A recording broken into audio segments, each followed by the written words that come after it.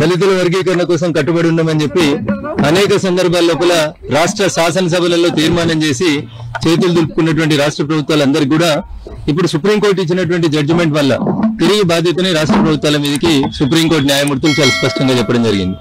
ఇంకా మీనమేషాలు లెక్కించకుండా ఈ పార్టీ ఆ పార్టీ మీద బురద జల్లుకోకుండా దయచేసి సుప్రీంకోర్టు ఇచ్చినటువంటి జడ్జిమెంట్ కు అనుకూలంగా వెంటనే రాష్ట్ర ప్రభుత్వాలు ఆయా తీర్మానాలు గతంలో చేస్తున్నాయి కాబట్టి పార్టీల పరంగా చేసిరు, రాష్ట్ర శాసనసభలో కూడా తీర్మానాలు జరుగున్నాయి కాబట్టి వెంటనే సుప్రీంకోర్టు జడ్జిమెంట్ కు అనుకూలంగా ఆయా రాష్ట్ర ప్రభుత్వాలు వెంటనే స్పందించి మాదిగల సుదీర్ఘ పోరాటానికి ఒక ఫుల్ స్టాప్ పెట్టాలని 7 జడ్జీలతో కూడినటువంటి రాజ్యాంగ ధర్మాసనం ఇచ్చినటువంటి తీర్పు మీద ఇంకా రకరకాలైనటువంటి ఆలోచనలు వక్రభాష్యాలు చెప్పడం మాని దయచేసి వెంటనే మూడున్నర దశాబ్దాలుగా కొనసాగిన ఈ పోరాటాన్ని రాష్ట్ర ప్రభుత్వాలు వెంటనే తమ బాధ్యతగా పరిష్కరిస్తాయని, దానికి కేంద్రం అండదండలుగా ఉంటుందని ఇందాక మందకృష్ణ గారు చెప్పినట్టు గతంలోనే గౌరవనీయులు భారత ప్రధాని నరేంద్ర మోడీ గారు సాక్షాత్తు హైదరాబాద్ కు వచ్చి భుజం తట్టి మీ సమాజం వెనుక నేను నిలబడతాను, అప్రోప్రియేట్ సమయంలో సరైన నిర్ణయం తీసుకుంటామని చెప్పింది.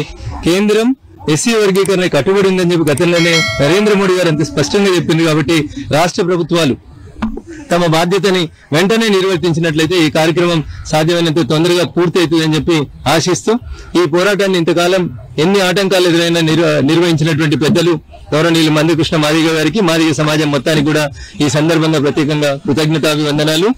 అనేక అవరోధాలు, ఆటుపాట్లు, అనేక లాఠీ చార్జీలు, ఇబ్బందులు, జైళ్లు, కోర్టులు, కేసులు, ధర్నాలు వీటన్నింటిని తట్టుకొని కూడా నిలబడ్డారు. ఎందుకంటే ధర్మం, న్యాయం వాళ్ళ పక్కన ఉందని నిలబడ్డారు.